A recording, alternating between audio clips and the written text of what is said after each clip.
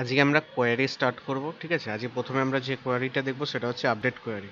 এছাড়াও রয়েছে select query, append query, আরও অনেক কোয়েরি রয়েছে, বাট আজকে প্রথমে যেটা দেখব সেটা হচ্ছে আপডেট কোয়েরি। তো আপডেট কোয়েরির জন্য একটা প্রথমে টেবিল তৈরি করেছি। এখানে টেবিলে কি কি আছে একবার দেখে ফিল্ড নেমগুলো। ফিল্ড নেম হিসাবে এখানে দেওয়া আছে স্টুডেন্ট নেম, সেটা শর্ট টেক্সটে আছে।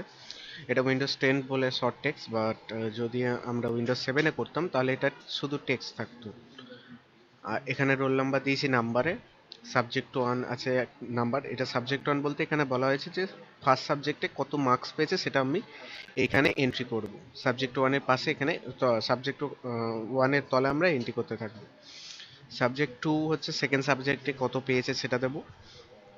আর টোটাল মার্কসে এই সাবজেক্ট ওয়ান আর সাবজেক্ট টু এর মার্কস প্রত্যেকের যোগ হয়ে এখানে বসবে। তো তোমরা এখানে চাইলে সাবজেক্টের নাম দিয়ে দিতে পারো, যেমন বেঙ্গলি, হিন্দি, ইংলিশ, যা পারো। তোমাদের কারিকুলামে যা যা সাবজেক্ট আছে সেই সাবজেক্ট নাম দিয়ে তোমরা, আমি এখানে দুটো দিয়ে দেখাচ্ছি, বাট সেখানে তোমরা তিনটে চারটেও করতে পারো, এটা তোমাদের ব্যাপার। তো এটাকে আমি সেভ করছি। আচ্ছা, টেবিলটা খুলে দেখি, টেবিলে কিছু রেকর্ড এন্ট্রি করেছি। এখানে তিনখানা রেকর্ড এন্ট্রি করা আছে। এখানে নাম দেওয়া আছে, তাদের করসপন্ডিং রোল নাম্বার, সাবজেক্ট ওয়ানে কত মার্কস পেয়েছে, সাবজেক্ট টুতে কত মার্কস পেয়েছে, আর আমার এখানে টোটাল মার্কস আছে। এখানে টোটাল মার্কসটা আমি ফিল করিনি। অ্যাকচুয়ালি টোটাল মার্কসটা ক্যালকুলেট করব। কোয়ারি হচ্ছে অনেকটা এই ক্যালকুলেটরের মতো, মানে আপডেট কোয়ারি যেটা আমরা ইউজ করব সেটা অনেকটা ক্যালকুলেটরের মতো। সেখানে কি হবে, প্রত্যেকের মার্কসগুলো, যেমন এই ফার্স্ট স্টুডেন্ট যে আছে তার যে টোটাল মার্কসটা হবে সেটা হচ্ছে তার যে ফার্স্ট নেম, সাবজেক্ট ওয়ানে যে মার্কস পেয়েছে, সাবজেক্ট টু যে মার্কস পেয়েছে, এই দুটো মার্কস যোগ হয়ে এখানে বসবে, আমার টোটাল মার্কসের জায়গায় আমার বসবে। তো আমাকে কোয়ারির মাধ্যমে সেটা ফুলফিল করতে হবে। তো প্রথমে কি করবো, এটাকে ক্লোজ করে দেবো, ঠিক আছে। ক্লোজ করে ক্রিয়েটে যাব, দেখবো এখানে কোয়ারি কোথায় আছে। যেমন এখানে দেখতে পাচ্ছি কোয়ারিজ এর মধ্যে রয়েছে wizard, query wizard, query design. আমাকে কোয়ারি ডিজাইন করব, আমাকে কোয়ারি ডিজাইনে যেতে হবে। আচ্ছা, এটা 2007 বলে আমি এখানে পেলাম। 2000, সরি, এটা 2000 অ্যাক্সেস 2016 এর ফাইল ফরম্যাট আছে। তো সেই কারণে আমি কোয়ারিজটা এখানে পেলাম। যদি এটা 2007-এ আমরা প্র্যাকটিস করি তাহলে দেখবো 2007-এ এই মডিউলটা থাকবে না, ম্যাক্রো কোড। আর লাস্টে, সবার লাস্টে 2007 ভার্সনের সবার লাস্টে এখানে আমি কোয়ারি ডিজাইনটা পাবো। তো এটা যেহেতু 2016 আছে, মাইক্রোসফটের মাইক্রোসফট অফিস 2016, তাই আমি এখানে কোয়ারিজটা এখানে পাচ্ছি। 2007 হলে আমি এখানে পেতাম, একদম লাস্টে পাবো। তো কোয়ারি ডিজাইনে ঢুকলাম। ঢুকলে এখানে একটা উইন্ডো চলে আসবে, শো টেবিল বলে একটা উইন্ডো আসবে। এখানে টেবিলসটা সিলেক্ট করা থাকবে। এবার কোয়ারিজ বোথ এগুলো আমাদের পরে কাজে লাগবে, এখন আমার কাজে লাগবে না। তো টেবিলসের মধ্যে দেখবো রেকর্ড বলে আমার একটা টেবিল দেখাচ্ছে। যেহেতু আমার এখানে একটাই রেকর্ড বলে আমি একটা টেবিল তৈরি করেছি, তার মধ্যে রেকর্ড রেখেছি, তাই এখানে একটাই টেবিল দেখাচ্ছে। যদি এখানে দুটো তিনটে টেবিল থাকতো তাহলে এখানে দুটো তিনটে টেবিল দেখাতো। তো আমি যে টেবিলটার উপর কাজ করব সেটাকে আমাকে সিলেক্ট করতে হবে, ঠিক আছে। সিলেক্ট করে দেন অ্যাড করে নিতে হবে। তো এখানে আমি রেকর্ডের ওপরে একটাই টেবিল আছে, এইটার উপরেই কাজ করব। তো এইটা জাস্ট বাই ডিফল্ট সিলেক্ট করাই থাকবে। দেন এটাকে অ্যাড করে দেবো। অ্যাড করার পর এটাকে করব ক্লোজ। এবার তলায় আমি এটাকে ধরে টেনে বাড়িয়ে নিতে পারি। তো রেকর্ডের মধ্যে আমার এখানে কি দেখাচ্ছে না, রেকর্ডের মধ্যে প্রথমে স্টার দেখাচ্ছে, তারপরে যে যে ফিল্ড নেম আমি যা যা দিয়েছি, যেমন student name, roll number, subject one, subject to, যেগুলো আমার আছে ফিল্ড নেম সেগুলো দেখাচ্ছে। আর এই স্টার মানে হচ্ছে প্রত্যেকটা ফিল্ড একসঙ্গে এটা স্টারের মধ্যে রয়েছে, ঠিক আছে।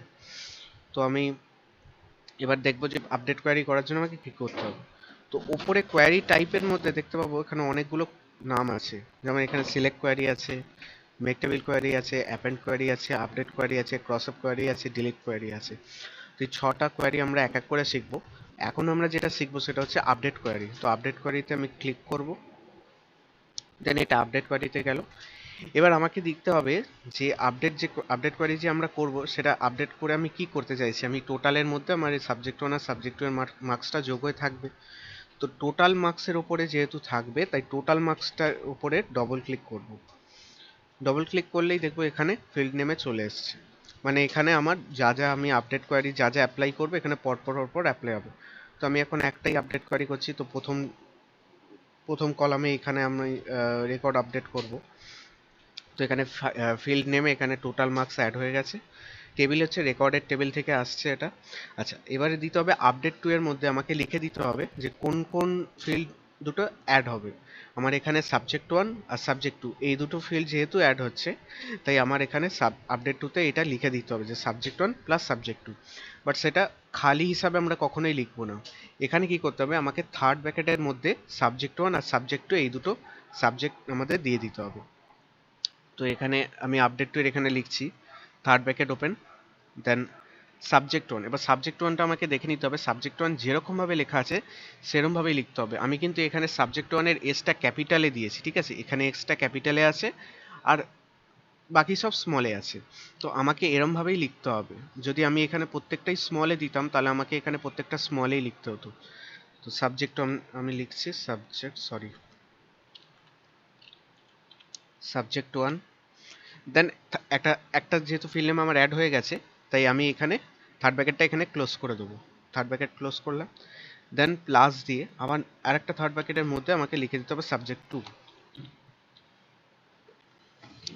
লিখেছি আমি, ঠিক আছে, ক্লিয়ারলি দেখা যাচ্ছে। আচ্ছা, আমি একটু জুম করে দিচ্ছি তাহলে দেখতে সুবিধা হবে।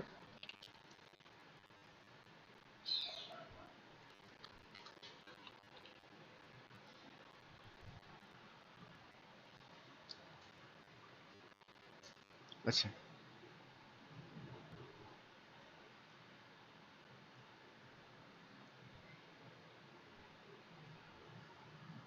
আচ্ছা, একটু নিচে যাই, দেখতে পাবো এই যে আপডেট টু এর মধ্যে আমি যেরমভাবে লিখেছি এরমভাবে লিখতে হবে।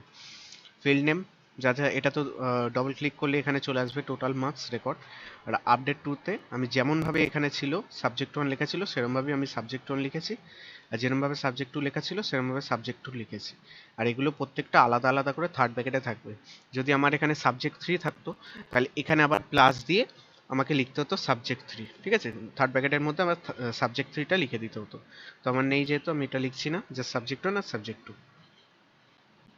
আচ্ছা, এবার আমি কি করব, এটাকে সেভ করব। সেভ করার জন্য যেমন টেবিল এখান থেকে সেভ করেছিলাম, এই সেরকম এই আইকনটাতে ক্লিক করে আমি সেভ করতে পারি, বা কন্ট্রোল এস কিবোর্ড থেকে প্রেস করলেও কিন্তু শর্টকাট হিসাবে সেভ হয়ে যাবে। আচ্ছা, এটাকে আমি সেভ করছি, দেন এখানে বলছে সেভ অ্যাস। এবার এখানে আমাকে কোয়ারির একটা নেম দিতে হবে, তো ওই জন্য বলছে কোয়ারি নেম। আমি যদি কিছু না দিই তাহলে বাই ডিফল্ট কোয়ারি ওয়ান হিসাবে আমার সেভ থাকবে। আমি যেহেতু আপডেট কোয়ারি করছি তাই আপডেট কোয়ারি আমি নাম দিয়ে দিলাম।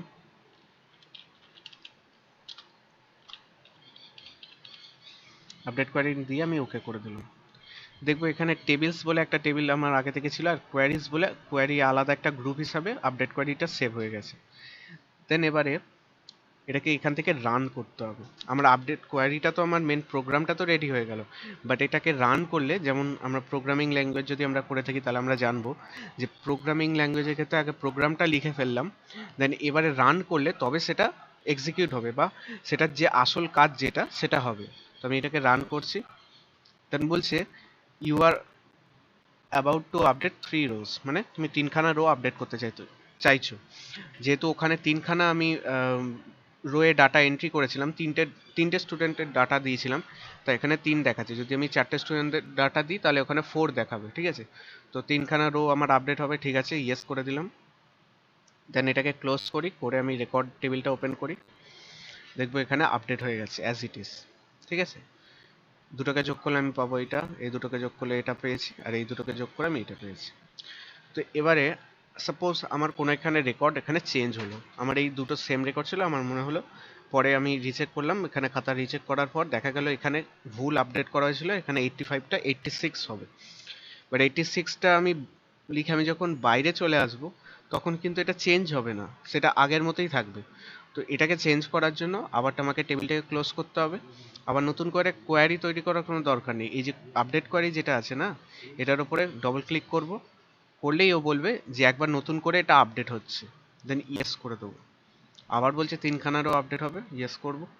দেন এইবার ওপেন করে দেখব এটা চেঞ্জ হয়ে গেছে, 1 মার্কস আমার বেড়ে গেছে। 170 ছিল, ওটা 171 হয়ে গেছে, যেহেতু আমি এটা 85 থেকে 86 করেছিলাম, ঠিক আছে। তো এই হচ্ছে update query. So thanks for watching.